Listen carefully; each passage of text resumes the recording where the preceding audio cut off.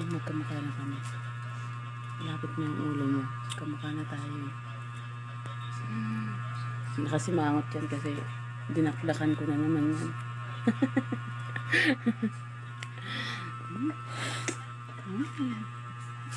Simangot yan. Huwag kang magulo.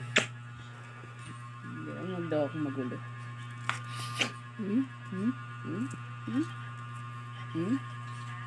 Wala dito yung anak natin bunso, kaya ako yung magulo.